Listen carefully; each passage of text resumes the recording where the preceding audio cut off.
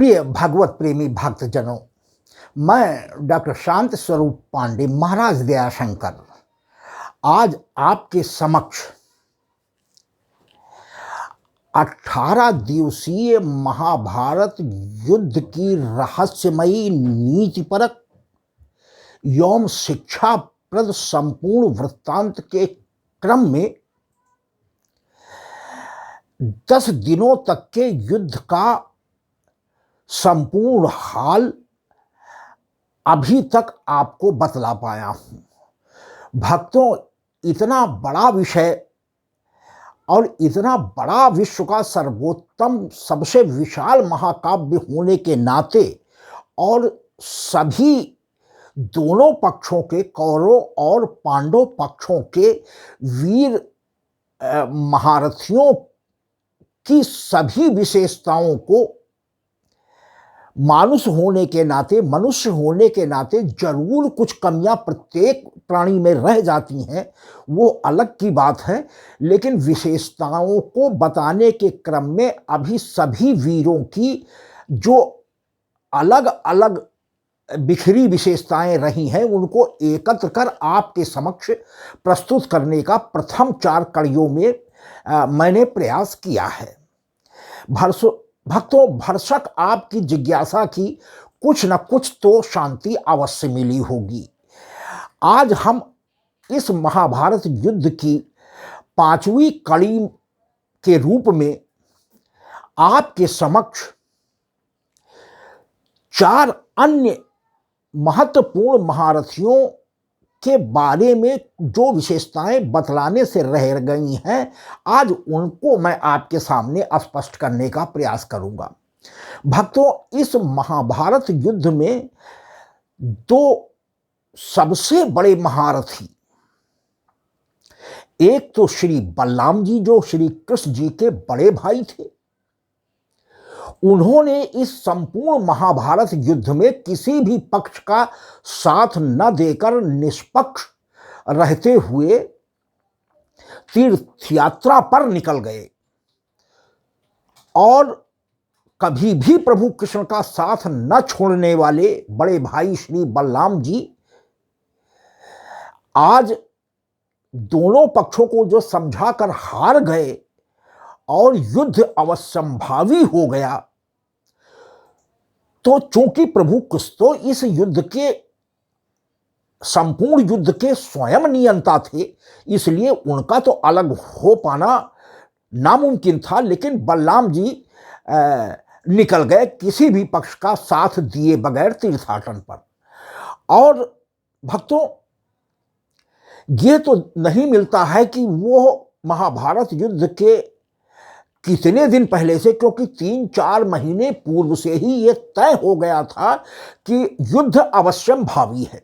लिहाजा दोनों पक्ष अपनी अपनी तरफ अधिक से अधिक देश विदेश और प्रदेशों के राजाओं को अपने अपने पक्ष में करते रहे।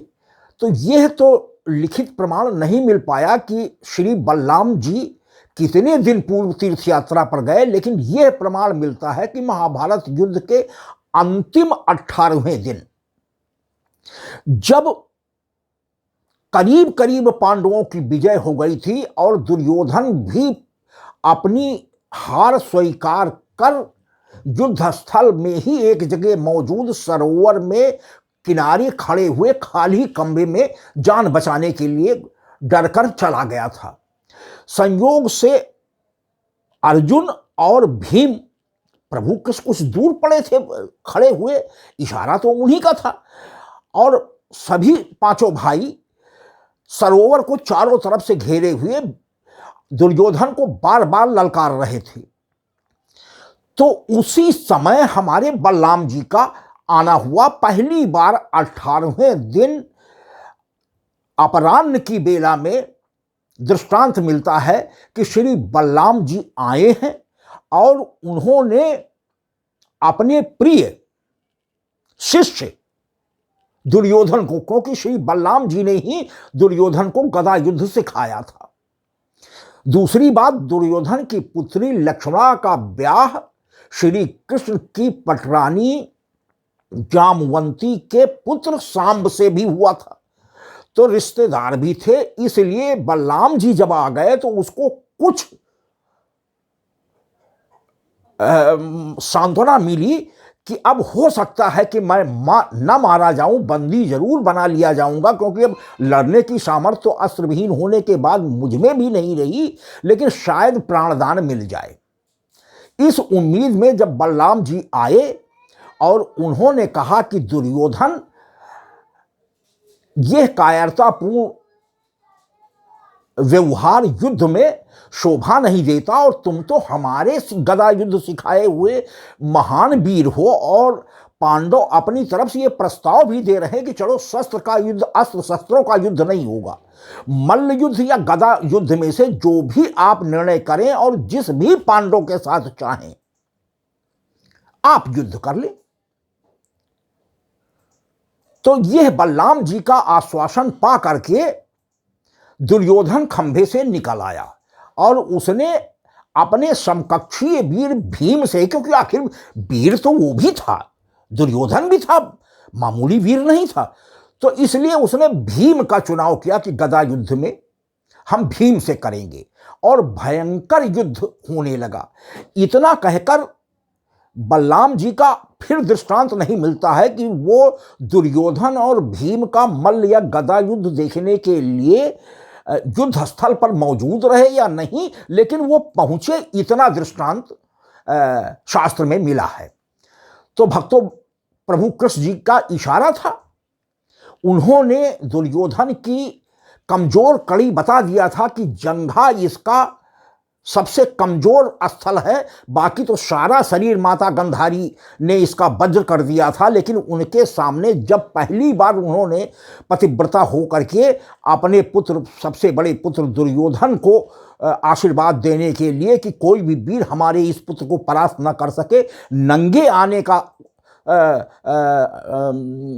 अनुरोध किया था, लेकिन शर्मवश माता के समक्ष वो पूरा नंगा न जा करके प्रभु कृष्ण की माया से उसके मन में ये भाव आ गया कि कम से कम लंगोट तो पहन लें, कट प्रदेश में कोई वस्त्र डाल लें।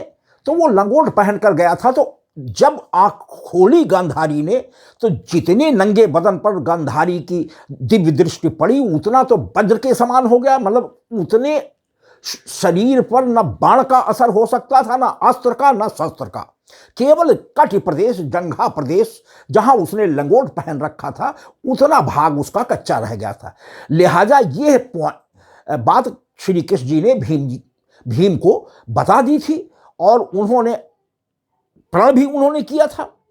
जिस समय उनकी पत्नी का चीरहरण किया गया था, दुर्योधन ने अपनी जंघा पर द्रौपदी को नग्न बैठाने का आदेश अपने छोटे भाई दुशासन को दिया था।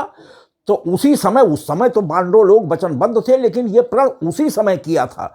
दो लोगों ने द्रौपदी की रक्षा सारी बढ़ा करके, वस्त्र अवतार लेकर के प्रभु कृष्ण ने किया, दुशासन हार गया, नहीं निर्वस्त्र कर पाया। और भीम ने कि रे दुर्योधन, एक दिन तेरी इसी जंघा जिस पर तूने हमारी पत्नी को निर्वस्त्र बैठ कर देखने की इच्छा व्यक्त की थी और आदेश दुशासन को दिया था, मैं इसी जंघा को तोड़ूंगा। और द्रौपदी ने भी यह प्रण कर लिया था उसी समय कि मैं एक दिन इस दुर्योधन के रक्त से अपने बाल धोऊंगी, तब तक मैं अपने बालों को, जब तक धो न लूं तब तक अपने बालों को मैं जीवन भर नहीं संवारूंगी। तो भक्तों, यह भी एक वो रहा, तुरंत भीम ने जंघे पर प्रहार कर दुर्योधन को मार डाला। और दृष्टांत यहां तक आया है कि चूंकि युद्ध का 18वां दिन था, कौरव दुर्योधन के मरते ही हार गए। शकुनी मामा 17वें दिन युद्ध में मार डाले गए। तो अब कोई वीर बचा ही नहीं था, कृपाचार्य को कोई मार ही नहीं सकता था, उनको चिरंजीवी होने का वरदान था। एक कृतवर्मा और दूसरा अश्वत्थामा। लिहाजा कौरव हार गए, पांडवों की विजय हो गई। लेकिन अश्वत्थामा ने अपने पिता द्रोणाचार्य की मृत्यु का बदला, और अंतिम दिन जो कि वो सेनापति बनाया गया था 18वें दिन युद्ध का, तो उसने धृतराष्ट्र के समक्ष जाकर के ये प्रतिज्ञा की थी कि आज मैं पांचों पांडवों को मार डालूंगा, नहीं तो मेरा नाम अश्वत्थामा नहीं। उसको भी वरदान था, वरदानी पुत्र था द्रोणाचार्य का। द्रोणाचार्य जैसे महान गुरु, अस्त्र शस्त्र शास्त्र के ज्ञाता का लड़का था। तो भक्तों, उसने रात में युद्ध समाप्ति के बाद नियम विरुद्ध जो युद्ध के नियम बनाए गए थे, सोते हुए जाकर के पांडवों के पांचों पुत्रों का सिर काटकर दुर्योधन को दिखाया था। और दुर्योधन ने जिस समय यह देखा तो उन सिरों को हाथ में लिया और जरा सा दबाने पर वो सर पचक गए। तुरंत वो जान गए कि ये पांडव नहीं है। अरे ये तो मेरे वंश का तुमने सर्वनाश कर दिया जयद्रथ, तुमने ये क्या किया, मैंने ये तो नहीं कहा था। लिहाजा उसको अब अपने अपराध बोध का ज्ञान हुआ और वो भगा कि अब तो मैं बचूंगा नहीं। पांचों पांडवों को पुत्रों को मरा हुआ देखकर अर्जुन ने उसी समय प्रण कर लिया था कि कल सायंकाल तक अगर इस अश्वत्थामा को हम नहीं पकड़कर आपके समक्ष, द्रौपदी के समक्ष उपस्थित कर दे तो अर्जुन मेरा नाम नहीं। लिहाजा अर्जुन, भीम, सभी भाई ढूंढते हुए युद्ध समाप्त होने के बाद, ये 19वीं दिन की भक्तों घटना है, ये नियम विरुद्ध हुआ। क्योंकि जब युद्ध लड़ा जाता है तो न कोई वहां सत्य रह जाता है, न कोई न्याय की बात करता है और न कोई धर्म की बात करता है। युद्ध जीतना ही दोनों पक्ष का एकमात्र उद्देश्य रहता है, जैसा भगवद्गीता में स्वयं प्रभु कृष्ण ने कहा था।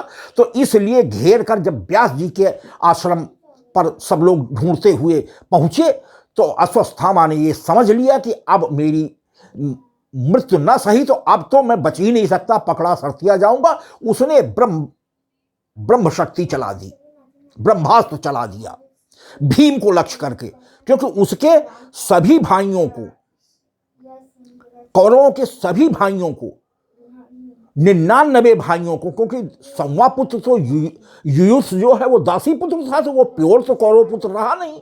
और वो भी युद्ध शुरू होने के पूर्व दी गई छूट के अनुसार कौरव पक्ष से निकलकर पांडवों के पक्ष में चला गया था। तो 99 ही कौरव रह गए, दुर्योधन आखिरी थे। सभी 99 कौरवों को केवल अकेले भीम ने मारा है। तो जय अश्वत्थामा को पकड़ लिए। जब इसने ब्रह्म शक्ति चला दिया तो ब्रह्मास्त्र का मुकाबला ब्रह्मास्त्र ही कर सकता। अर्जुन ने भी ब्रह्मास्त्र छोड़ दिया, महाप्रलय हो गई, बड़े बड़े उल्का पिंड गिरने लगे, अब हाहाकार हो गया। सारी सेना तो ऐसे ही 18 छोड़ी सेना कट पट कर नष्ट हो चुकी थी। और यह महाप्रलय देखकर नारद और व्यास जी तत्काल आए और दोनों से अनुरोध किया कि इन शक्तियों को, इस ब्रह्मास्त्र को तुम दोनों लोग विश्व के कल्याण के लिए अपने अपने पास वापस बुला लो। तो अर्जुन को तो ये शक्ति प्राप्त थी कि वो ऐसा कर सकते थे, लेकिन अश्वत्थामा ऐसा करने में लाचार रहा, वो असमयी था। तो तत्काल भीम को लक्ष्य करके उसने इस ब्रह्म शक्ति का प्रयोग किया था और भीम से हटा करके इतना हुआ कि वो लक्ष्य भीम से हटा करके उसने उत्तरा के गर्भ में पल रहे परीक्षित के ऊपर दिशा उसकी मोड़ दी। जैसे आजकल की नियंत्रित मिसाइल, गाइडेड मिसाइल आती हैं कि जहां चाहो वो स्वयं अपना लक्ष्य ढूंढकर दिशा बदल लेती हैं। तो भक्तों, उस समय का ज्ञान कितना ऊंचा रहा कि इसी से आप लगा सकते हैं कि किसी पर छोड़ा हुआ ब्रह्मास्त्र अर्थात मिसाइल या उसे एटम बम कहें, वो लक्ष्य उसका बदला जा सके। और तुरंत परीक्षित में उत्तरा के गर्भ में पड़ रहे परीक्षित की मृत्यु हो गई। तुरंत श्री कृष्ण की प्रार्थना पर तुरंत उन्होंने प्रभु का आह्वान किया। प्रभु ने जाकर के परीक्षित को जीवित कर दिया और वही अंत में जाकर के हस्तिनापुर के सबसे अंतिम राजा वही हुआ है, क्योंकि कौरव पक्ष से तो कोई बचा नहीं था। तो पांडव में मात्र एकमात्र ये वारिस जो गर्भ में अश्वत्थामा के उससे मार दिया, चला दिया था ब्रह्मास्त्र, तो प्रभु कृष्ण ने उसे जीवित कर दिया। भक्तों, एक तो ये विशेषता बतलानी रह गई थी। दूसरी, बलराम ने इस युद्ध में भाग नहीं लिया। दूसरा दासी पुत्र विदुर, इन दो महारथियों ने, क्या प्रबलता में कोई कमी नहीं थी, अस्त्र शस्त्रों का, शास्त्रों का पर्याप्त ज्ञान था। धर्मराज तो न कहे, लेकिन धर्म के धुरंधर हमारे विदुर जी भी रहे। लेकिन जिस समय वंश चलाने के लिए शांतनु जी मर गए थे, सत्यवती की प्रार्थना पर पाराशर जी से नदी में उत्पन्न प्रथम पुत्र व्यास का आह्वान किया कि वंश को वृद्धि के लिए, बेटा वंश चलाने के लिए बेटा हमें कोई वारिस चाहिए। तो अपनी बहुओं, जो चित्रांगद और विचित्र वीर के मरने के बाद वैधव्य जीवन व्यतीत कर रही थी, उनसे संसर्ग कर अंबिका से जिस समय सामने व्यास जी आह्वान करने पर आए और पहुंचे, तो इन्होंने अपनी दोनों आंखें बंद कर ली कि ये कौन सा अजन्मी भगवान हमारे जीवन में फिर से आप प्रवेश कराने जा रहे हैं। तो चूंकि आंखें बंद करके ये कार्य हुआ, इसलिए पुत्र धृतराष्ट्र अंधे हुए। और जब अंबालिका का नंबर आया और उनके सामने व्यास जी उपस्थित हुए, तो भय से उनका सारा शरीर पीला पड़ गया था, इसलिए उनसे पांडु हुए और वो पीत वर्ण के हुए, इसीलिए उनका नाम पांडु पड़ा। और इन दोनों विधवा बहुओं का हाल चाल जानने के लिए सत्यवती ने तीसरे नंबर पर अपनी दासी को भेज दिया था कि देखो उन दोनों बहुओं की क्या स्थितियां हैं। तो चूंकि दासी तो फ्रैंक थी और इसको कोई विशेष संकोच करने की जरूरत भी नहीं थी, लिहाजा इससे भी व्यास जी का संसर्ग हुआ और फलस्वरूप विदुर जी का जन्म हुआ। तो दासी से उत्पन्न होने के कारण विदुर जी राज्य के उत्तराधिकारी तो हो नहीं सकते थे, इसलिए दोनों पक्षों को सलाह देने के लिए जीवन भर हमारे विदुर जी संलग्न रहे और भरसक उन्होंने युद्ध टालने का प्रयास किया, लेकिन इसमें वो रोक पाने में असमर्थ रहे। तो इन दो महावीरों ने इस महाभारत युद्ध में भक्तों भाग नहीं लिया था, जो इस महाभारत युद्ध की भी सबसे बड़ी विशेषता है। और दो और वीरों ने, एक वीर ने भाग नहीं लिया था जो पांडव पक्ष के थे, लेकिन प्रभु कृष्ण की तरफ से रनिंग कमेंट्री अंधे धृतराष्ट्र को देने के लिए, युद्ध का प्रतिदिन का हाल बताने के लिए उनको नियुक्त कर दिया गया था। लिहाजा उसे युद्ध में भाग लेना तो हम कह नहीं सकते, केवल पूरा दृष्टांत बताते थे कि किस पक्ष की क्या क्या हानियां हुई, कैसे कैसे किनके किनके बीच में आज युद्ध लड़ा गया। तो उनको भी निष्पक्ष आप मान सकते थे, क्योंकि वो सत्य चीजें बताने के लिए अधिकृत किए गए थे। तो तीन महावीरों ने इस महाभारत युद्ध में भाग नहीं लिया। भक्तों, और एक तथ्य आपके संज्ञान में बता देना जरूरी है कि दोनों पक्षों में, कौरवों और पांडवों की तरफ से 43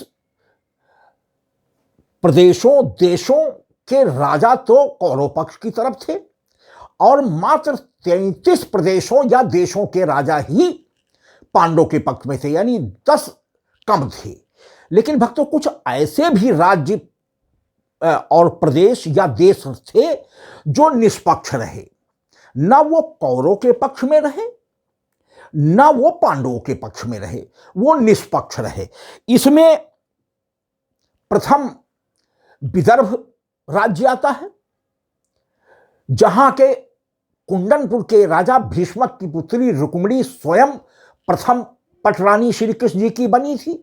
लेकिन वो इसमें रुक्मी उनका भाई चूंकि शुरू से खिलाफ था, तो रुक्मी के संचालन में जितना भाग विदर्भ का था, उसने भी युद्ध में किसी भी पक्ष का भाग लेने का फैसला नहीं किया। भीष्मक जी तो पहले ही पांडवों के पक्ष में थे, रुक्मी भी कौरवों के पक्ष में नहीं गया, तो एक तरीके से उसे पांडवों के पक्ष में ही जोड़ा जा सकता है। तो यह राज्य किसी भी तरफ नहीं रहा। दूसरा राज्य था साल्व प्रदेश, तीसरा राज्य था देश था चीन, चौथा था लोहित प्रदेश, पांचवा था श्रोणित प्रदेश जहां का राजा वाणासुर था, जिसकी पुत्री उषा का विवाह प्रद्युम्न के पुत्र अनिरुद्ध से हुआ था। और भक्तों, यह इतना भयंकर युद्ध हुआ कि वाणासुर शिव जी का महान भक्त था, लिहाजा उसने शिव जी का आह्वान किया। वाणासुर की रक्षा के लिए शिव जी साक्षात युद्ध के मैदान में आ गए। भक्तों, वो युद्ध भी 27 दिन चला था। 27 दिन प्रभु कृष्ण वाणासुर को हरा नहीं सके, क्योंकि स्वयं महादेव आ गए। तो वाणासुर तो अलग ही रह गया, स्वयं प्रभु कृष्ण और श्री महादेव जी में युद्ध छिड़ गया। तो अनेक तरीके के अमोघ अस्त्रों का एक दूसरे के ऊपर दोनों लोगों ने प्रयोग किया, लेकिन कोई पक्ष नहीं हारा। सबसे अंत में योगेश्वर श्री कृष्ण ने आलस्य यानी मोहास्त्र छोड़कर प्रभु शंकर को परास्त कर दिया। अब वो बेहोश हो गए, मतलब बेहोश, मतलब उन्होंने अपनी पराजय प्रभु महादेव जी ने स्वीकार कर लिया। होश आने पर उनकी कृपा से उन्होंने आशीर्वाद दिया प्रभु कृष्ण को, लिहाजा तभी उनकी पुत्री उषा, जिसने अनिरुद्ध को अपनी सखी चित्रलेखा के माध्यम से अपहरण करके अपने शोणितपुर में रख लिया था, चित्रों में ही चित्र के जरिए पहचाना गया। स्वप्न में अनिरुद्ध आए थे, भगवान शंकर का उषा को भी आशीर्वाद था। लिहाजा कामदेव वहीं पर जिसको प्रभु कृष्ण ने भस्म किया था, महादेव जी ने जिसको भस्म कर दिया था और वचन दिया था कि द्वापर में रति की प्रार्थना पर, कामदेव की पत्नी रति की प्रार्थना पर आशीर्वाद दिया था, तो वही आज अनिरुद्ध यानी प्रद्युम्न के रूप में कामदेव फिर से जागृत हुआ और उषा को वरदान दिया था। वही रति उषा के रूप में जाकर के अनिरुद्ध को प्राप्त हुई हैं, और उसी को ढूंढते हुए प्रभु कृष्ण जी अपने पपौत्र अनिरुद्ध को ढूंढते हुए शोणितपुर आए। और बाणासुर ने कहा कि बगैर युद्ध किए हम आपको नहीं दे सकते, क्योंकि हमारी पुत्री से ने आपके प्रपौत्र से गंधर्व विवाह किया, लिहाजा आप जबरदस्ती नहीं ले सकते बगैर युद्ध के। भयंकर युद्ध बाणासुर से हुआ। भक्तों, बाणासुर को सहस्त्रबाहु भी कहते थे, उसके 1000 भुजाएं थी। तो प्रभु कृष्ण के जरिए ही उसकी भुजाओं का उसको भी वरदान प्राप्त था कि एक दिन विष्णु भगवान ही तुम्हें फिर से सामान्य मानव बनाएंगे। तो प्रभु कृष्ण ने अपने बाणों से उसकी 998 भुजाएं काट दी थी और सामान्य मानव बना करके वाणासुर को छोड़ दिया था।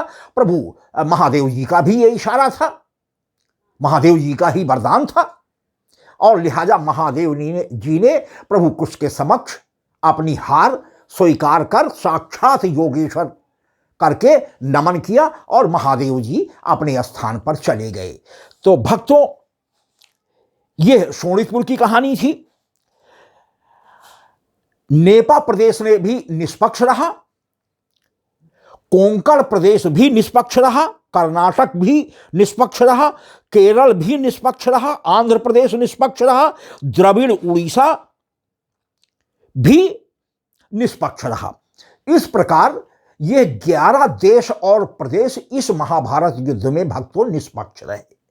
तो यह भी एक प्रमुख जानकारी आपके संज्ञान में लाना भक्तों बहुत जरूरी था। जो अब तक बनाई गई 4 कड़ियों में, जिसमें 2 अपलोड हो चुकी हैं, 2 अपलोड होने की कगार में हैं, आज 5वें दिन भक्तों यदि जो चरित्रों की, इन महारथियों की कुछ और विशेषताएं छूट गई हैं, बतलाने से समय बचा तो अंतिम 8 दिन का वृत्तांत सुनाऊंगा।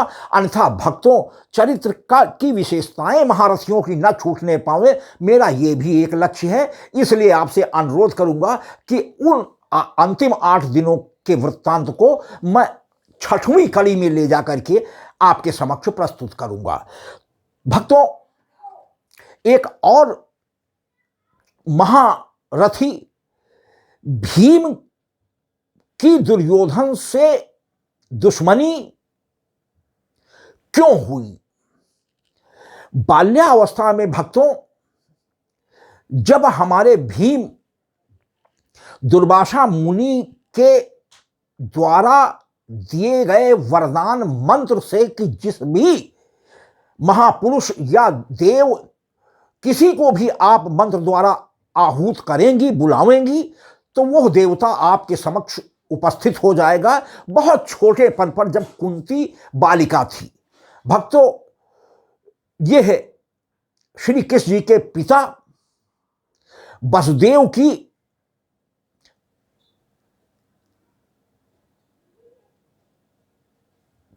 पुत्री थी,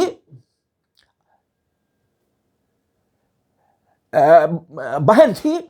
और भक्तों, इन्हें भोजराज को गोद में दे दिया गया था। भोजराज के अनुरोध पर, परम मित्र थे प्रभु कृष्ण के बाबा के, तो उन्हें गोद दे दिया था। और तभी से कुंती को भोजराज से जोड़ दिया गया। तो उन दिनों दुर्वासा जी चातुर्मास करने के लिए भोजराज के यहां गए हुए थे।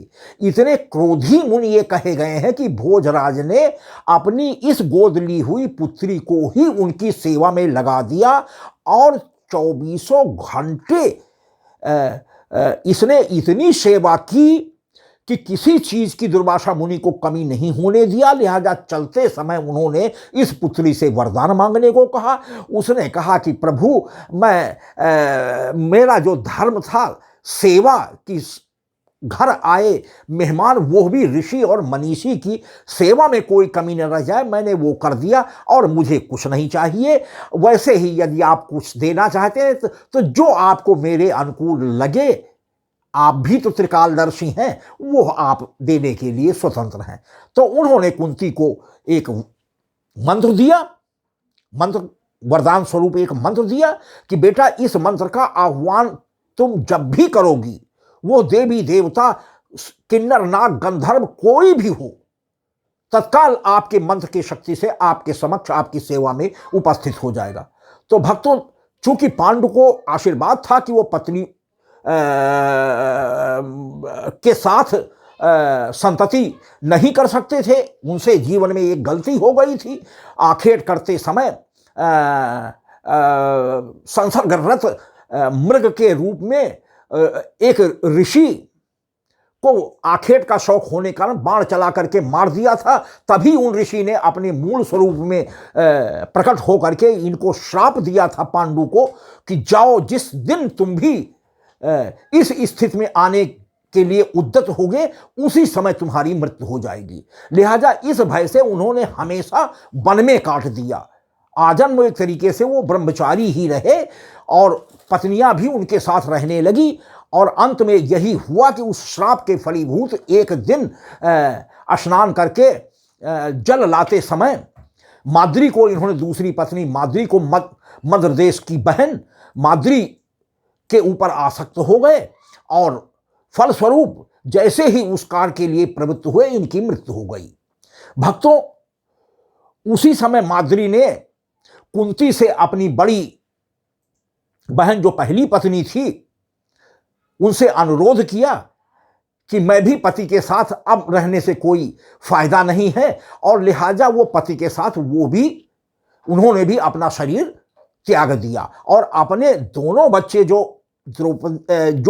कुंती द्वारा ही मंत्र दे दिए जाने के फलस्वरूप अश्विनी कुमारों का माद्री द्वारा आह्वान करने पर दो पुत्र नकुल और सहदेव हुए हैं, उनको कुंती को सौंपते हुए कि दीदी अब तुम मेरे भी इन पुत्रों की माता हुई हो और मेरे पुत्रों को भी तुम ही देखना संभालना। और यह कह कह के माद्री भी पति पांडु के साथ वही चिता में जल करके भस्म हो गई थी। पांचों पुत्रों को लेकर के कुंती यहां चली आई, फिर से आ गई हस्तिनापुर और उनका पालन पोषण कर बड़ा किया। वही 3 पुत्र मंत्रों के आह्वान के द्वारा कुंती के हुए थे, जिसमें बालिकापन में ही दुर्वासा के उस मंत्र का एक दिन मन में आया कि लाओ देखें कि ये मंत्र में कुछ ताकत है या नहीं। तो उन्होंने सूर्य का आह्वान किया और सूर्य भगवान आकर के प्रकट हो गए। उन्होंने कहा कि मांगो, किस लिए आपने हमें याद किया है और हम उपस्थित हैं, मुझे सेवा बेटा बताओ। तो उसने कहा कि मैंने मुनि द्वारा दिए गए इस मंत्र के वरदान को सत्य है या असत्य है जानने के लिए भगवान आपका आह्वान किया था, और ये सत्य हो गया कि वरदान सत्य है, इसके अतिरिक्त मेरी कोई अभिलाषा नहीं है। तो सूर्यदेव ने कहा कि बेटा अब जब मैं आ ही गया हूं तो मैं तुम्हें अपनी तरफ से एक पुत्र, महाबलशाली और प्रतापी पुत्र दे रहा हूं। भक्तों, वही पुत्र कर्ण हुआ है जो ब्याह के पहले ही कुंती को हो गया था। कवच कुंडल ले करके ही कर्ण जो है वो पैदा हुए थे। लोक लाज के डर से कि लोग क्या कहेंगे कि अविवाहित लड़की की ये पुत्री हो गई है, बक्से में बंद करके और गंगा जी में कर्ण को हमारी कुंती ने प्रवाहित कर दिया था। संयोग से दासी पुत्र सूत पुत्र अधिरथ अपनी पत्नी राधा के साथ गंगा में स्नान कर रहे थे, उनकी नजर उस बक्से पर पड़ी, लिहाजा उन्होंने वो बक्सा निकाला जो छिद्रयुक्त था। उसमें रोने की भी आवाज बालक की आई। तभी उन्होंने बक्सा पकड़ा, निकाला और देखा तो उसमें पुत्र, क्योंकि वो निसंतान थे इसलिए बड़े लाड़ प्यार से कर्ण का पालन पोषण सूत पुत्र अधिरथ और उनकी पत्नी राधा ने किया, जो बड़े बड़े मनीषियों से अस्त्र शस्त्र और शास्त्र का ज्ञानार्जन करा करके महान बलशाली कर्ण हुआ है। लेकिन दासी सूत पुत्र दासी पुत्र होने के कारण वो सम्मान कर्ण को नहीं मिला। लिहाजा दुर्योधन ने इस कमजोरी को पकड़ा कि इस महान वीर को यदि हमारा ये साथी बन जाए तो हम हर तरीके से हम पांडवों को यहां से पूरी तरीके से खेदने में हस्तिनापुर से सफल हो जाएंगे। लिहाजा नीति के वश उसने कर्ण को संपूर्ण सम्मान देते हुए अंग देश का राजा बना दिया और पूरा सम्मान दिया। तभी से कर्ण ने यह प्रतिज्ञा की थी कि मुझे तो पुत्र होने के बावजूद मैं आज 6 भाई होता, लेकिन चूंकि जिसने हमें पाल पोस कर शिक्षा दीक्षा दे करके और इतना योग्य बनाया है, मैं उसके साथ अब विश्वासघात नहीं कर सकता। तो कैसी भी परिस्थिति हो हम हमेशा दुर्योधन के साथ बने रहेंगे। ये प्रण कर्ण ने उसी समय कर लिया था। इसीलिए भक्तों, जब युद्ध अवश्यंभावी हो गया और सूर्यपुत्र होने के नाते कवच और कुंडल जिससे इसे मारा नहीं जा सकता था और द्रोणाचार्य कृपाचार्य से शिक्षा प्राप्त और अंत में ब्राह्मण वेश बना करके जा करके परशुराम से भी सारी शिक्षाएं कर्ण ने ग्रहण कर ली थी। हालांकि बाद में परशुराम जी को यह ज्ञात हो गया, एक दिन वो थोड़ी दूर आगे एक पेड़ के नीचे कुछ थकावट महसूस किए। उस समय कर्ण पूरी शिक्षा प्राप्त कर चुका था परशुराम से और गुजर रहे थे। तभी इनको कुछ आराम करने की इच्छा जागृत हुई और इन्होंने कर्ण की जंघा पर अपना सिर रख करके लेट गए। संयोग बस हमारे परशुराम जी को नींद आ गई, लेकिन उसी समय एक कीड़ा आया और कर्ण की जंघा पर उसने काट लिया और रक्त की धारा बह निकली। वो रक्त की धारा लेकिन हमारे गुरुदेव कहीं जाग न जाएं, इस नाते से कर्ण हिले तक नहीं, अपने शरीर में कोई भी हरकत नहीं होने दिया। रक्त बहता रहा, पीड़ा असह्य बनी रही, लेकिन उसको सहते हुए जब रक्त की बहती हुई धारा परशुराम के चेहरे तक आ गई और उन्हें कुछ गीलापन का अनुभव हुआ, उनकी निद्रा खुल गई।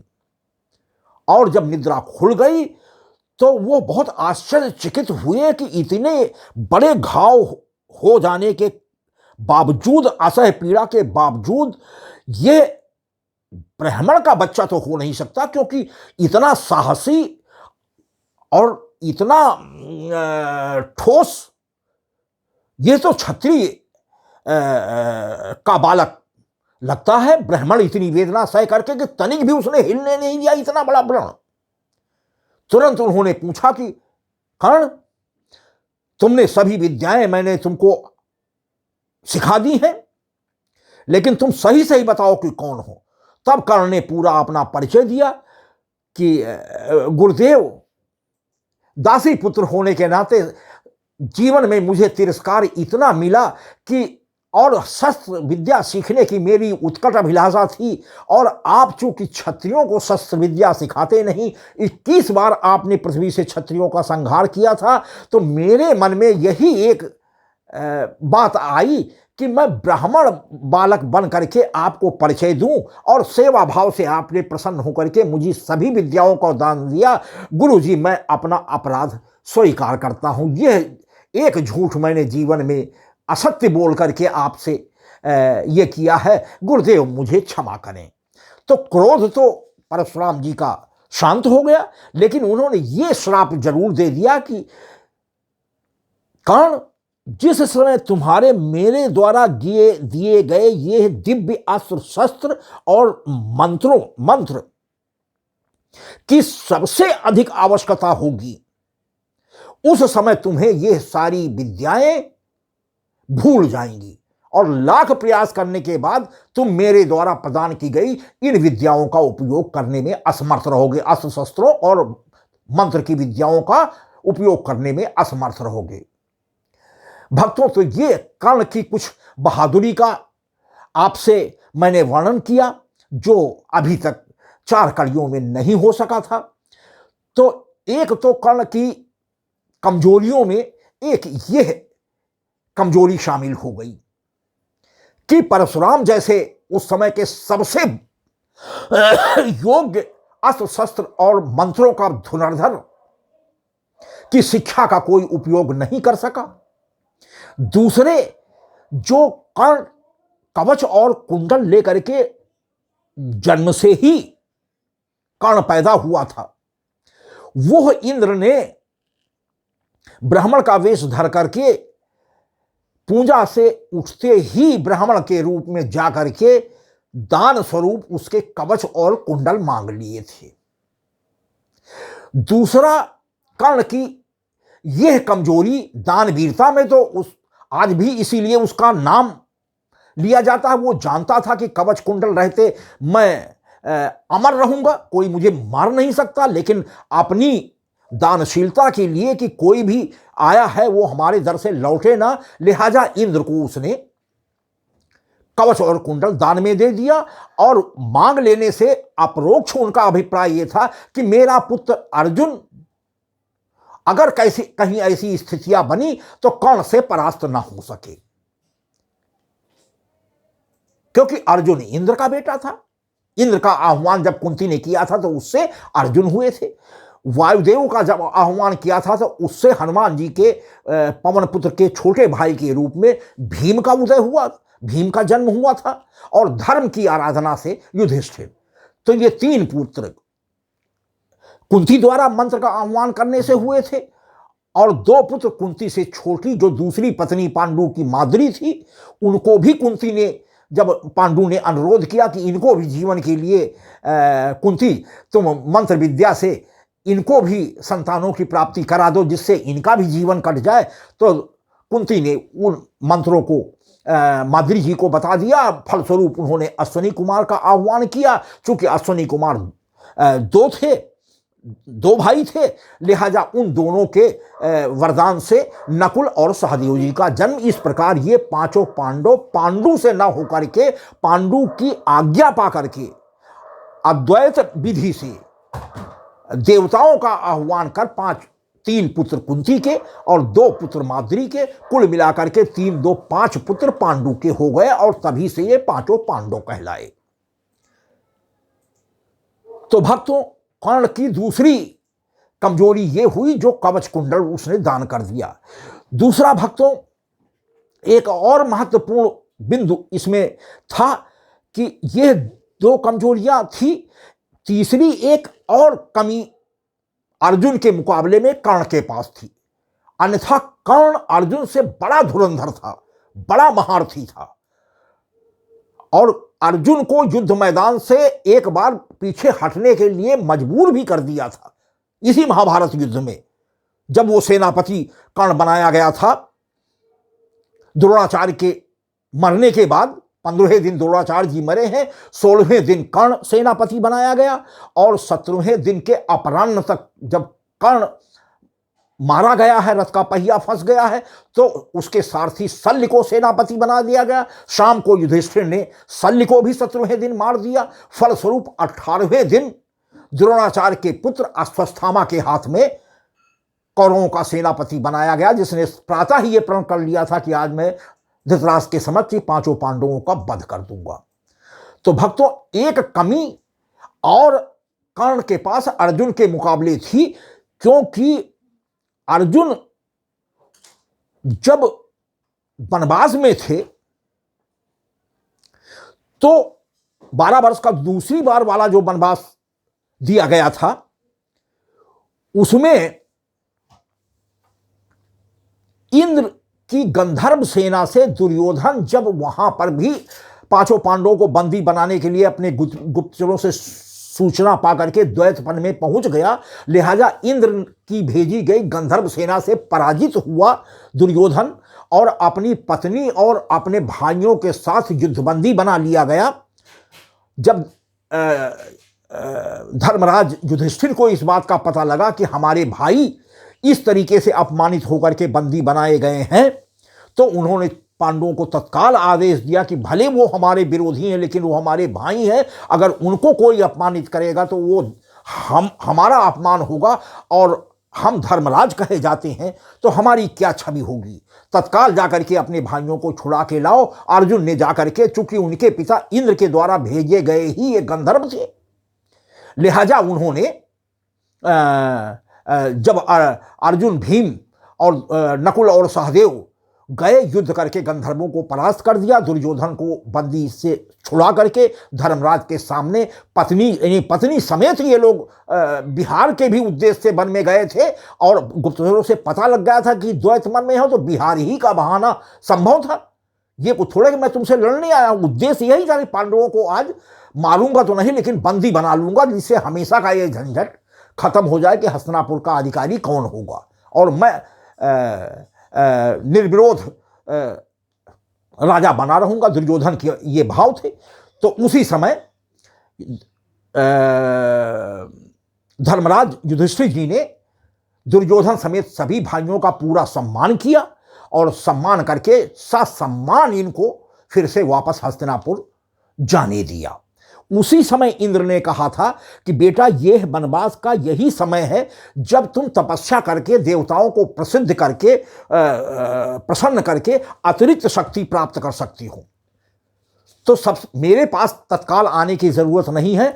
सबसे पहले इन्होंने शिव जी की तपस्या किया और शिव जी वेश बना करके, रीछ का वेश बना करके एक सूअर को दौड़ाने लगे। तो ये हमारे भोलेनाथ परीक्षा ले रहे थे अर्जुन की कि देखें इसके अंदर निरीह प्राणी को छुड़ाने की अभिलाषा जगती है या नहीं। लिहाजा और तीनों भाई तो आगे नहीं बढ़े, लेकिन अर्जुन से नहीं रहा गया और अर्जुन ने बराबर रीछ से युद्ध किया।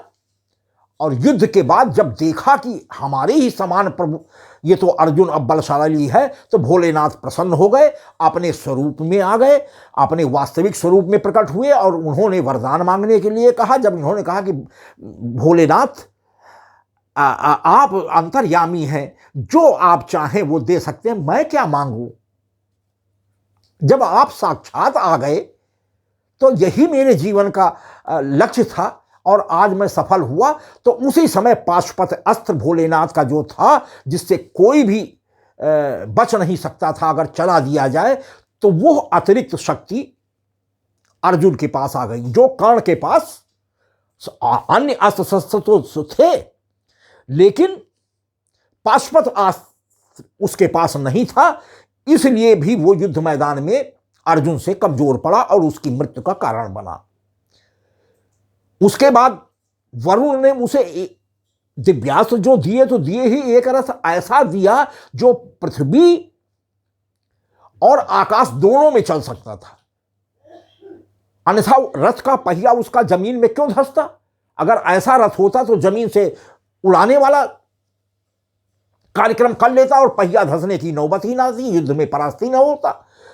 आकाश मार्ग में भी रथ दौड़ाने का इसके पूर्व त्रेता में मेघनाथ और रावण के पास भी ये ताकत थी, ब्रह्मा जी के वरदान से, कि वो भी आकाश में अदृश्य होकर के युद्ध करता था, रथ पर आरूढ़ होकर के।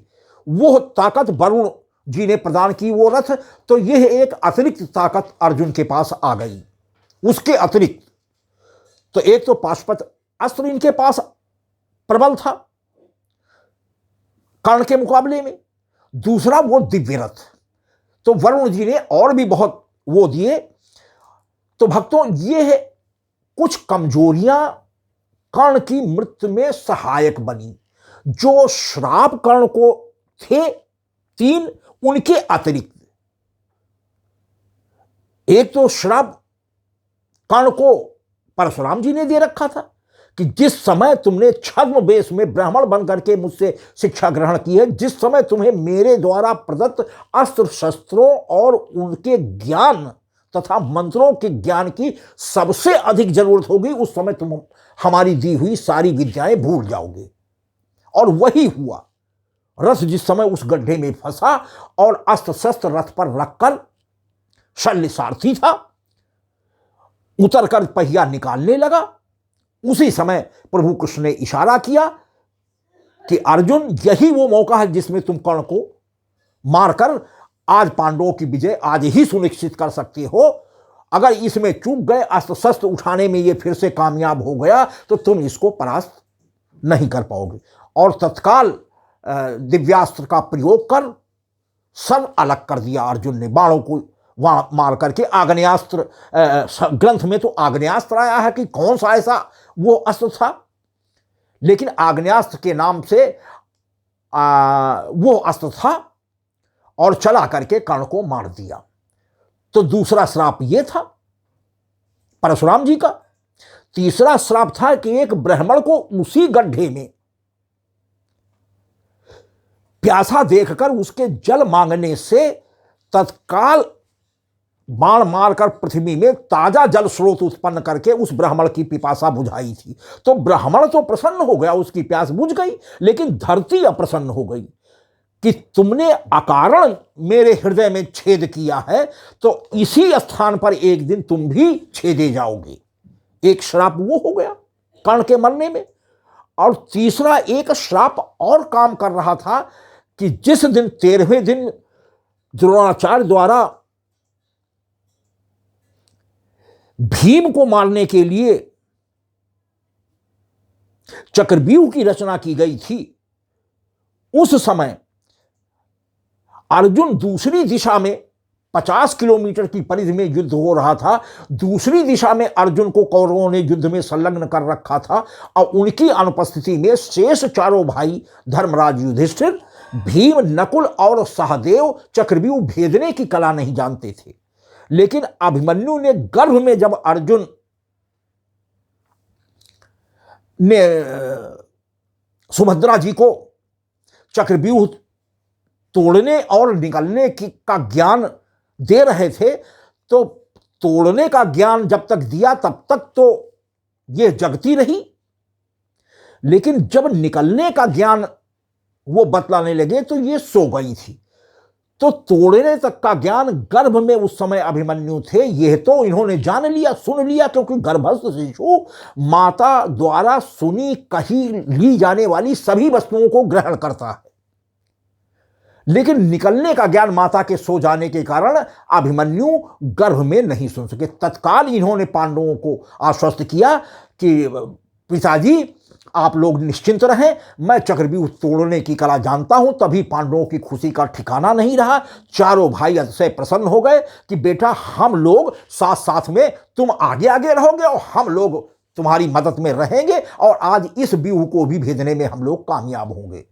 भक्तों, वही दशा हुई। 13वें दिन उसको योजनाबद्ध तरीके से द्रोणाचार्य के सेनापतित्व में 13वें दिन घेर कर वो प्रवेश तो कर गया, लेकिन सारे कौरव दल, जिसमें कर्ण भी था, शल्य भी था, दुर्योधन थे ही, शकुनी था, जयद्रथ दुर्योधन का बहनोई भी था, और इन सबने निकलते समय घेर कर अभिमन्यु को मार डाला।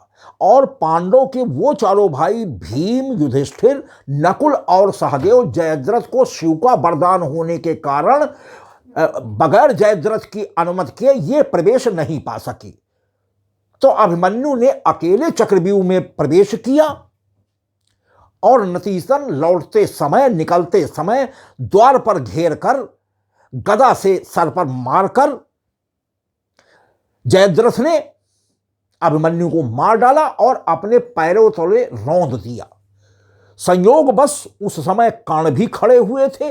मरने के पूर्व अभिमन्यु को प्यास लगी। उसने कर्ण से, उसी गड्ढे की बात है जहां आज कर्ण मारा गया है, उसी जगह पर चक्रव्यूह की रचना की गई थी, युद्ध स्थल के उसी भाग पर।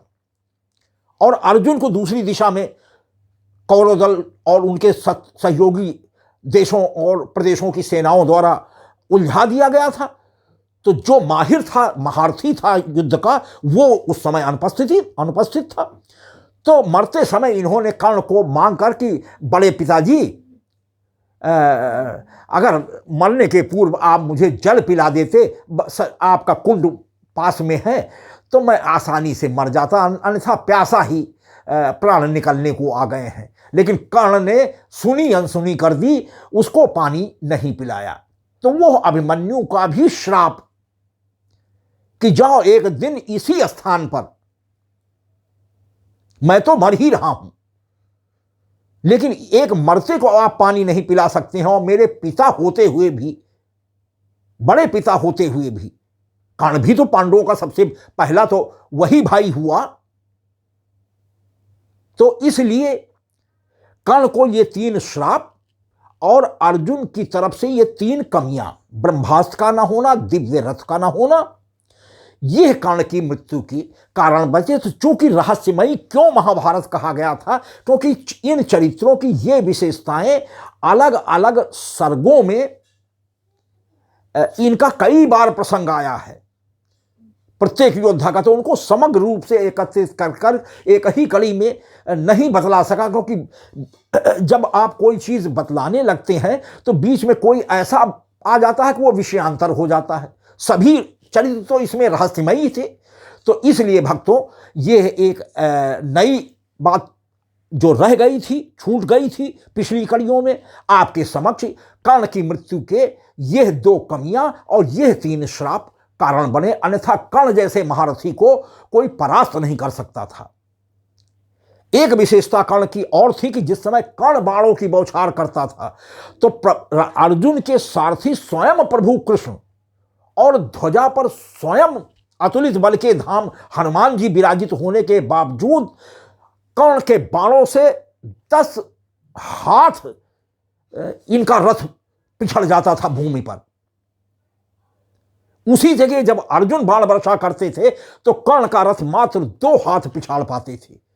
तो कम से कम इनसे 5 गुना अधिक कर्ण के बाणों में ताकत थी। इसी से सिद्ध होता है भक्तों। और अंत में यही हुआ जब महाभारत के अंतिम दिन, जिस समय पांडवों की विजय हो गई, दुर्योधन और कौरवों की हार हो गई, और रथ से उतरकर श्री कृष्ण और हनुमान जी अर्जुन के साथ जैसे ही रथ से उतरे हैं, वो रथ धू धू कर जल गया। तभी कृष्ण ने कहा था कि अर्जुन, तुम्हें अपने बल पौरुष का इतना अभिमान था, मेरे साक्षात प्रभु और अतुलित बल के धाम साक्षात हनुमान जी, भीम जी के बड़े भाई पवन पुत्र के होने के बावजूद कर्ण जैसा महारथी, जो 10 हाथ, तुम्हारी वो जिज्ञासा थी कि कभी हमारी आप प्रभु तारीफ नहीं करते हैं हमारे बाणों की, मैंने भी 2 हाथ कर्ण का रथ पिछाड़ दिया। तब प्रभु कृष्ण ने कहा था कि वो 10 हाथ पिछाड़ता था, इसके बावजूद कि मैं स्वयं विराजमान था रथ में और महाबली हमारे हनुमान जी ध्वजा पर विराजमान थे। आज ये रथ इसलिए जल गया, अन्यथा तुम कब के जल गए होते कर्ण के बाणों से। तो ये मत समझो कि ये युद्ध तुमने अपने बल पर जीता है। यही गीता का ज्ञान है, यही गूढ़ ज्ञान है कि तुम्हारा काम केवल कर्म करना था, तुम कर्म से च्युत हो रहे थे। तुमने कर्म किया है, फल की इच्छा तुम क्यों करते हो? फल तो ईश्वराधीन है। अगर सच्चे मन से कर्म किया है तो उसका फल भी अच्छा मिलेगा, भले ही वो देर से मिले।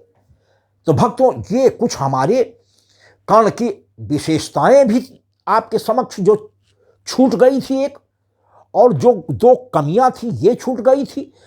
तो यह भी बतला देना युद्ध का वर्णन करने के पूर्व, क्योंकि उसके बाद तो महाभारत के अन्य चरित्रों को लेकर के कोई कड़ी बनाना आसान नहीं होगा, इसलिए भक्तों मैंने बता दिया। एक और प्रसंग इसमें हमारे भीम जी का आता है कि दुर्योधन और भीम की यह दुश्मनी कब से हुई। तो जन्म से हमारे भीम महाबली थे। जिस समय भीम जी का जन्म हुआ पवन पुत्र द्वारा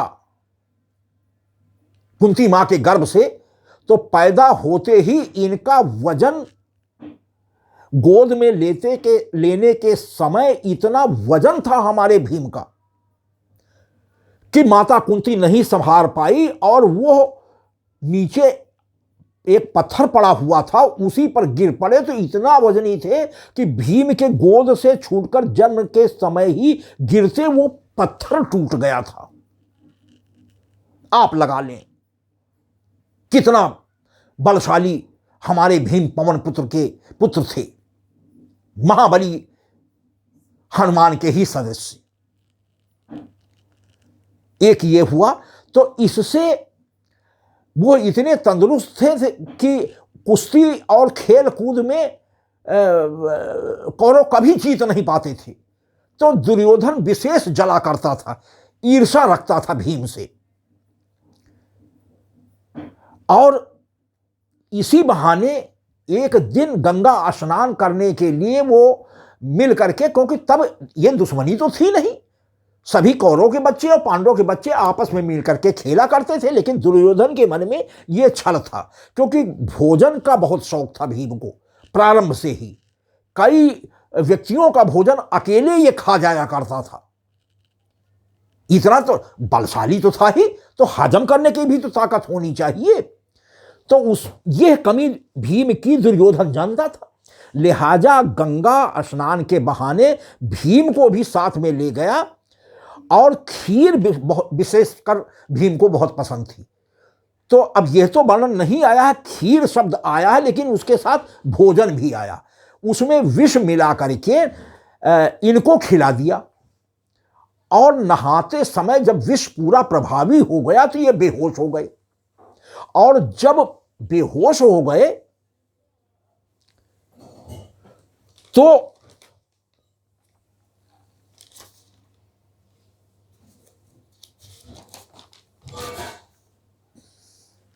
तो हाथ पैर बांधकर भीम को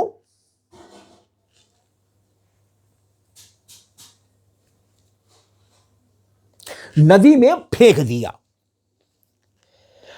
संयोग से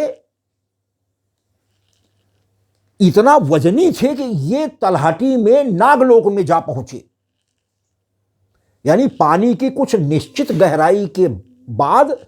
उस समय यह एक जाति विशेष थी जो पानी में रह लेने में माहिर थी, इससे भी अंदाजा आप लगा सकते हैं कि आज से 5112 वर्ष पूर्व भारत का ज्ञान कितना आगे था। आज तो मास्क और वो विधियां लगा करके ही कोई पानी के अंदर जाता है, गोताखोर जाती हैं, लेकिन एक समूची आबादी इस कार्य में माहिर थी, उस समय की बात है। और वहां पर जब ये पहुंचे नागलोग, तो नागों ने इन पर अपने फनों से वार करना शुरू कर दिया कि ये बगैर आज्ञा के कौन सा ये बेहोश प्राणी हमारे लोक में आ गया है। संयोग से विष की काट विष ही होती है। अगर किसी को सर्प काट ले तो उसके इलाज के तौर पर सर्पराज ही का विष चढ़ाया जाता है। सर्पों में दो तरीके की वैरायटी होती, भले कितने प्रकार वो हों। एक तो फनयुक्त, और जिनका विशाल फन होता है उनको कोबराइन कहा जाता है, और एक जिनका फन थोड़ा छोटा होता है, यानी उसे फन हम नहीं कह सकते। फन तो जब पूरा वो हो उसी को हम सर्प की पदवी देते हैं। लेकिन एक दूसरी सांपों में जाती है जिनमें फन छोटा होता है, तो उनको वेपराइन कहते हैं। तो अगर वेपराइन वर्ग के सांप ने व्यक्ति को काटा है तो कोबराइन वर्ग का विष दे करके उसको न्यूट्रल कर दिया जाता है, फलस्वरूप वो प्राणी की जान बच जाती है। और अगर कोबराइन प्रकार के सर्प ने व्यक्ति को काटा है तो उसमें वेपराइन वैरायटी के सर्प के विष की एक निश्चित मात्रा, डाइल्यूटेड मात्रा दे करके फ्लूइड के जरिए चढ़ा करके प्राणी को जीवन दान दिया जाता है। तो संयोग से उन सर्पों के काटने से भीम का विष उतर गया और भीम जीवित हो गए। तो उसी समय सर्पराजों के राजा आर्यक, जो प्रभु कृष्ण के बाबा सूरसेन, यानी इनके पिता वसुदेव हुए, वसुदेव के पिता सूरसेन, और सूरसेन की मां के भाई, मां के पिता नाना, जो सर्पराज के राजा थे आर्यक जी, वो मिले और जब इनका विशाल सौष्ठव शरीर देखा तो अति प्रसन्न हो गए। भीम को तो नहीं पता था कि ये हमारे संबंधी हैं आर्यक जी। लिहाजा आर्यक जी ने भीम को पूरा सम्मान दिया और विष से रहित हो ही चुके थे, पूरे होश में आ गए। लिहाजा उन्होंने अपनी तरफ से आशीर्वाद स्वरूप अपने वंश को पा करके एक कुंड का रस, अमृत कुंड उसे कहें, रस पिला करके जितने भी दिन ये नागलोक में अर्धबेहोशी की दशा में रहे, पिला करके इनको 1000 हाथियों का अतिरिक्त बल प्रदान कर दिया। अतिरिक्त इसीलिए भीम इतना बलशाली थे। 1000 हाथियों का बल था। भक्तों, कोई मल्ल युद्ध में भीम को परास्त करने वाला नहीं था। तो ये हमारे कुछ और जब होश में आए, लौटकर वो अपने घर आए निकलकर, तो ये दुश्मनी दुर्योधन और भीम की पुरानी थी।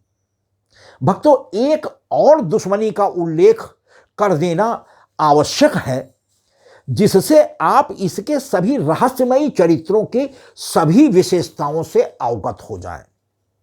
वो है द्रोणाचार्य और द्रुपद के बीच दुश्मनी। क्योंकि द्रोणाचार्य भी ऐसा महारथी था, ऐसे महारथी गुरु थे, सभी विद्याओं में पारंगत, कि एक बार कृपाचार्य की बहन कृपी द्रोणाचार्य को ब्याही थी और भारद्वाज जी के द्रोण में तेज को संकलित करने के बाद द्रोणाचार्य का जन्म हुआ था। और उधर शारदान ऋषि से,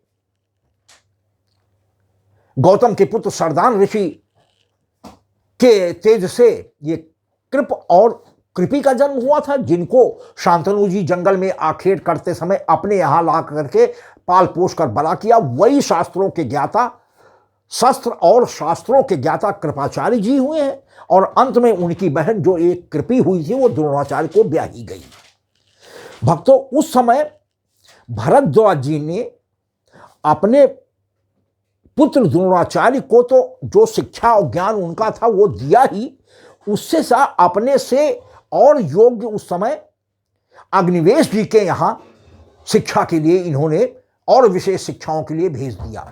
उस समय भरद्वाज के परम मित्र द्रुपद देश के राजा प्रशत थे।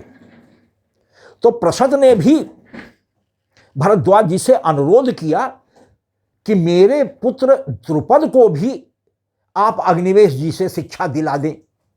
लिहाजा उस समय दोस्ती, अग्निवेश के यहां पढ़ने के समय द्रोणाचार्य और द्रुपद में बहुत दोस्ती हो गई।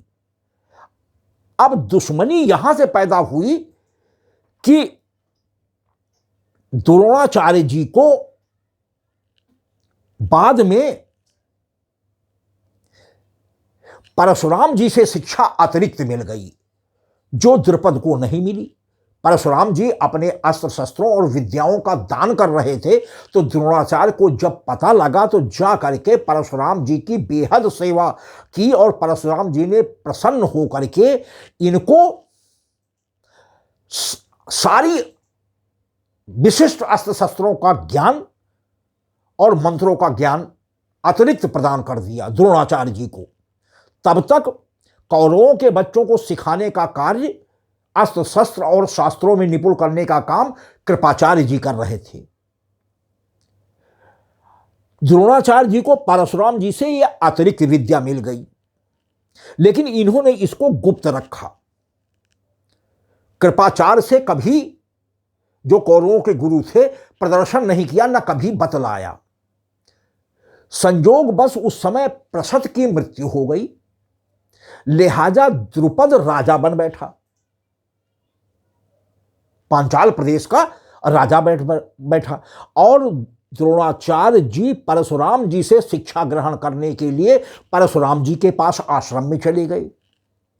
तो इनकी घर पर पत्नी कृपि रह गई, जिससे एक पुत्र हो गया था। तब ये गए थे प्रसन्नता में कि अब तो वारिस हमारा आ गया।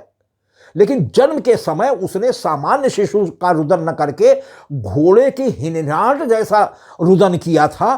तभी से उसका नाम, घोड़े को अश्व भी कहते हैं, तभी उस पुत्र का नाम अश्वस्थामा रख दिया गया। लेकिन द्रोणाचार्य शिक्षा ग्रहण करने परशुराम जी के पास चले गए। तो और भरद्वाज जी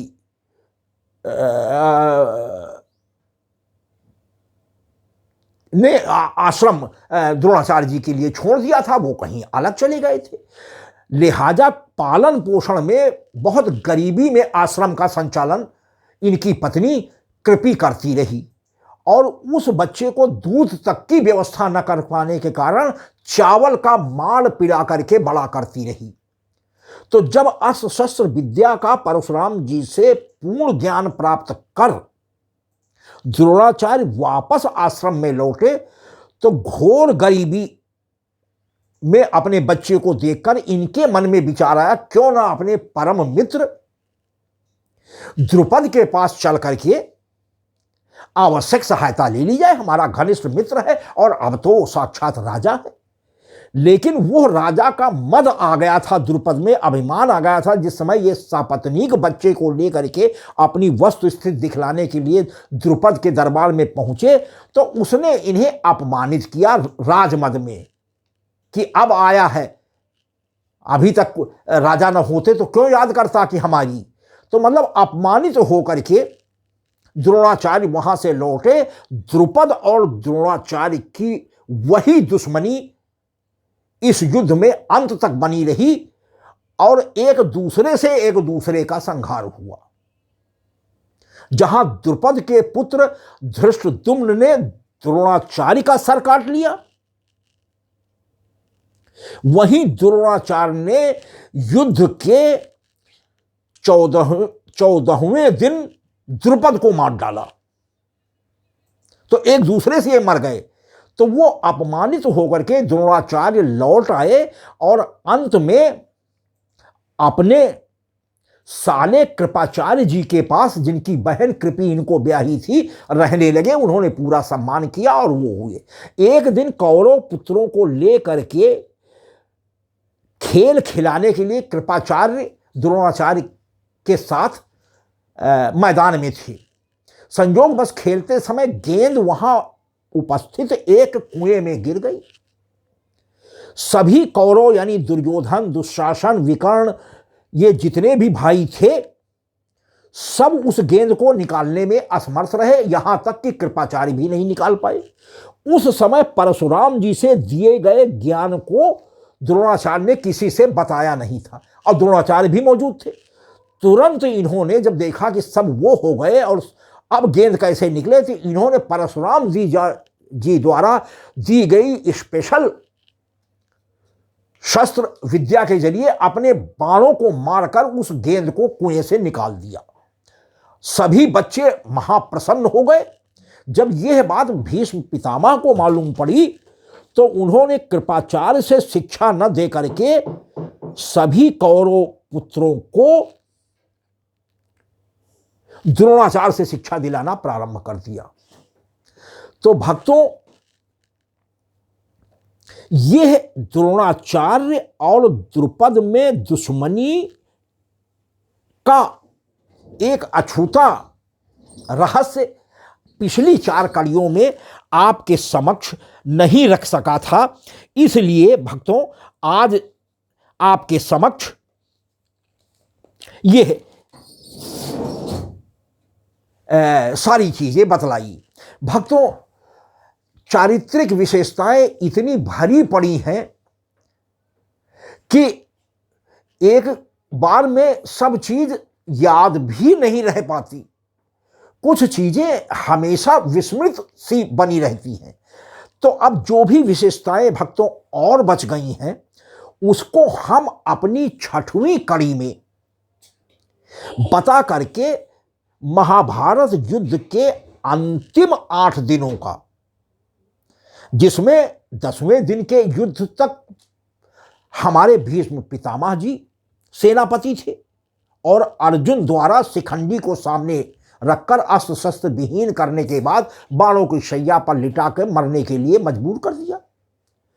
11वें दिन से 5 दिन के लिए हमारे द्रोणाचार्य जी सेनापति बनाए गए कर्ण के कहने पर, और इन्होंने भरसक पांडव सेना का संहार किया, जिसमें कई बार 5 भाइयों को पिछड़ने पर द्रोणाचार्य ने मजबूर भी कर दिया। तो 5 दिन तक द्रोणाचार्य जी रहे। द्रोणाचार्य जी को बगैर झूठ का सहारा लिए मारा नहीं जा सकता था। इसीलिए युद्ध के 15वें दिन नीति बना करके ये झूठ फैलाया गया श्री कृष्ण की सलाह पर कि धर्मराज जी से यदि यह कहलवा दिया जाए कि एकमात्र द्रोणाचार्य का पुत्र अश्वत्थामा मारा गया तो यह दुख में अपने अस्त्र शस्त्र रख देंगे, तभी जब तक अस्त्र शस्त्र द्रोणाचार्य के हाथ में है तब तक द्रोणाचार्य को भी मारा नहीं जा सकता। भक्तों, अब समस्या यह उत्पन्न हुई कि धर्मराज युधिष्ठिर यह झूठ बोलने के लिए तैयार नहीं हुए कि हमारा धर्म से हम च्युत हो जाएंगे। तो श्री कृष्ण जी ने और पांडवों ने मिलकर के एक दूसरी योजना बनाई कि पांडव सेना में एक अश्वत्थामा नामक हाथी भी था। तत्काल भीम के दिमाग में युक्ति आई और उन्होंने जाकर के उस हाथी को मार दिया। और तब 5 भाई और श्री कृष्ण युधिष्ठिर से धर्मराज जी से कहने लगे कि अब धर्मराज आपको असत्य नहीं बोलना है, केवल आप अपने श्री मुख से यदि द्रोणाचार्य के समक्ष ये झूठ फैला दें कि अश्वत्थामा मारा गया तभी द्रोणाचार्य अपने अस्त्र शस्त्र रख सकते हैं, और अब आपको झूठ नहीं बोलना है। ऐसा कीजिए कि आप यह चल करके कह दीजिए कि सभी लोगों ने हमने अफवाह फैला रखी है, लेकिन द्रोणाचार्य मानने के लिए तैयार नहीं है। उनके आसपास जाकर के शोर मचा आए हैं कि अश्वत्थामा मारा गया, लेकिन वो ये मानने के लिए तैयार नहीं जब तक धर्मराज युधिष्ठिर के मुख से यह न सुन ले कि अश्वत्थामा मारा गया।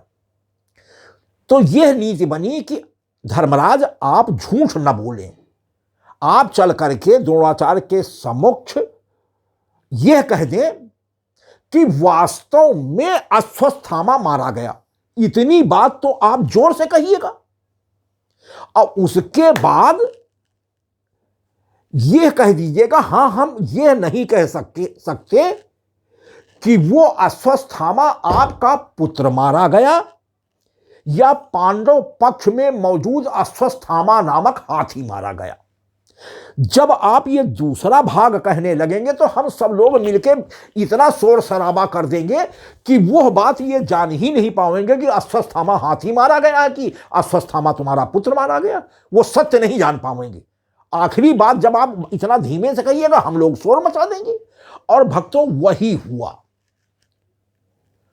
जिस समय द्रोणाचार्य ने इस अफवाह पर भीम जाकर के चिढ़ा रहे थे कि आपका पुत्र मारा गया और आप अस्त्र शस्त्र और युद्ध करने में लगे हुए हैं, ऐसा तो पिता मैंने कहीं नहीं देखा। मतलब द्रोणाचार्य को ये सब भीम स्पेशली उसमें विशेष भाग लेकर के चिढ़ा रहे थे। तो द्रोणाचार्य ने यही कहा कि यदि धर्मराज युधिष्ठिर आकर के अपने मुख से ये कह दे तभी मैं मानूंगा कि मेरा पुत्र मारा गया है। और फलस्वरूप धर्मराज जी सामने पहुंचे और जैसे ही द्रोणाचार्य ने पूछा कि क्या मेरा पुत्र अश्वत्थामा मारा गया, तो तुरंत धर्मराज ने अपने धर्म को परित्याग न करते हुए यह कहा कि हां, अश्वत्थामा हतोगा, अश्वत्थामा मारा गया। इतना जोर से कह दिया। और उसके बाद उन्होंने सत्य का दामन नहीं छोड़ा। नरोबा कुंजरोबा, मैं ये नहीं कह सकता कि वो नर अश्वत्थामा है, आपका पुत्र अश्वत्थामा है, या अश्वत्थामा नामक कुंजर हाथी है। पांडवों ने सब शोर मचा दिया। तो द्रोणाचार्य ये सुन नहीं पाए, लिहाजा उन्होंने जैसे ही अपने अस्त्र शस्त्रों को रखा, पुरानी दुश्मनी द्रुपद से थी। द्रुपद को एक दिन पहले 14वें दिन मार चुके थे द्रोणाचार्य, वह दुख भी बेटे को था। लिहाजा तत्काल मौका पा करके रोकते हुए भी कि शस्त्र विहीन योद्धा पर नियम के मुताबिक हथियार नहीं उठाया जा सकता, धृष्टद्युम्न प्रतिशोध की ज्वाला में जल रहा था कि मेरे पिता को कल इन्होंने अपने बाणों से मारा है। लिहाजा तलवार उठा करके द्रोणाचार्य का सर काट दिया। भक्तों, यह दुश्मनी का अनछुआ पहलू द्रोणाचार्य और द्रुपद का भी एक रहा और फलस्वरूप द्रोणाचार्य के मित्र हो गई। एक और भक्तों विशेष चरित्र के बारे में बतला देना जरूरी है। जयद्रथ, जयद्रथ को भी मारने में प्रभु कृष्ण ने पांडवों की सहायता की थी, क्योंकि जयद्रथ ने अर्जुन को मारा था। अर्जुन के पुत्र अभिमन्यु को बेदर्दी से चक्रव्यूह में मारा था।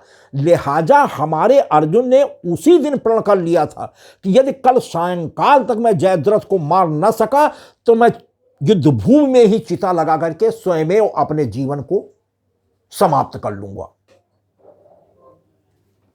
भक्तों, कौरवों ने भी स्पेशल व्यूह रचना कर जयद्रथ को अगले दिन के युद्ध में अपनी सेनाओं के संरक्षण में सबसे पीछे रखा और अपने सारे वीरों को केवल अर्जुन को उलझाए रखने में लगा कि सूर्यास्त के पहले यह जयद्रथ को ढूंढ ही न पावे। जयद्रथ तक ये पहुंच ही न पावे। इसीलिए जितनी भी अस्त्र शस्त्र से युक्त अब जो वीर बचे हुए थे वो सब लग गए पांडवों की अर्जुन को युद्ध से दूर ही बनाए रखने में। लेकिन चूंकि प्रण के मुताबिक अगले दिन 14वें दिन 13वें दिन चक्रव्यूह की रचना युद्ध के की गई थी और 14वें दिन के प्रातः अर्जुन बराबर लक्ष्य लेकर के जयद्रथ को ढूंढते रहे। लेकिन सबसे अंत में होने के कारण यह जयद्रथ तक नहीं पहुंच सकते थे। अपनी जितनी भी योग्यता कौरवों के बचे योद्धाओं में थी, सारे प्रकार के अस्त्र शस्त्र गदा और सभी चीजों का प्रयोग करके अर्जुन को आगे ही उलझाए रखा।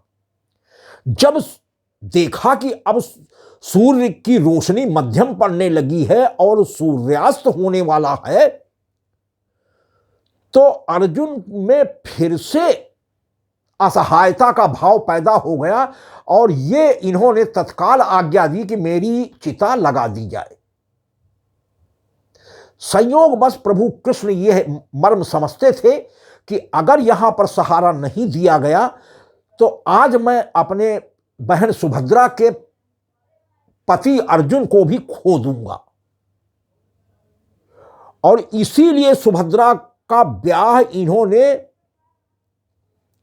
दुर्योधन से नहीं होने दिया था। हालांकि बलराम जी चाहते थे कि सुभद्रा को दुर्योधन से ब्याह दिया जाए। यहां प्रभु कृष्ण और बलराम जी के मत अलग अलग थे। लेकिन प्रभु कृष्ण ये जानते थे कि दुर्योधन युद्ध आगे जो होने वाला है, अरे प्रभु तो अंतर्यामी है कि क्या होने वाला है, तो वो जानते थे कि दुर्योधन मार दिया जाएगा, लिहाजा हमारी बहन विधवा हो जाएगी। यह बात वो बलराम जी से बता तो नहीं रहे थे। लेकिन एक बार अर्जुन को जब ये वनवास में घूम रहे थे तो द्वारिका के आसपास के वनों में जब ये पहुंचे तो श्री कृष्ण इनसे मिले और जबरदस्ती इनको अपने घर बुला लाए कि वन, आप तो वहां हस्तिनापुर से तो निकल गए, वन में आप हस्तिनापुर में तो है नहीं, तो क्या आप हमारे साथ हमारे घर तक नहीं चल सकते हैं? तो अर्जुन को लिवा लाए योजनाबद्ध तरीके से साधु के वेश में और चतुर्मास का इशारा करके अपने घर में टिका लिया। वो तो एक बहाना था। और सुभद्रा को उनकी सेवा में लगा दिया। बलराम जी बिल्कुल अनजान। और यह चालाकी किया कि समझा दिया अपनी बहन से, बहन को यह राज बता दिया था कि बेटी मैं इसलिए दुर्योधन से बहन मैं तुम्हारी शादी नहीं करना चाहता है। तो सुभद्रा की सहमति थी। लेकिन बलराम का विरोध तो कर नहीं सकते थे। अगर बड़े भाई थे वो दुर्योधन से करना चाहते तो सुभद्रा क्या कर सकती? तो ये समझाया कि कल तुम रथ को तुम हाँकोगी और अर्जुन को बैठा करके भग जाओ, हम लोग ये उड़ा देंगे कि देखो हमारी बहन ही वो सन्यासी को भगाए लिए चली जा रही है। अब इसमें क्या किया जाए? गलती तो हमारी है ना। अब जिसको बहन स्वयं पति बना करके भगा कर ले जा रही है, अब उसको मारना भी तो घोर धर्म विरुद्ध होगा। और वही हुआ। रथ की लगाम सुभद्रा ने थामी और पीछे अर्जुन को बैठा लिया और रथ लेकर के राजमहलों से निकल भागी। संयोग से बलराम जी को पता लगा और ये क्रोध में चलने को तैयार हुए कि मैं अभी पकड़कर इसका वध कर दूंगा कि इसने आकर के हमारे साथ छल किया है और हमारी बहन को ये भगाए लिए जा रहा है। तो श्री कृष्ण ने कहा कि भैया क्रोध ना करो, जरा आओ देखो तो लगाम कौन पकड़े है, रथ की घोड़ों की लगाम कौन पकड़े है।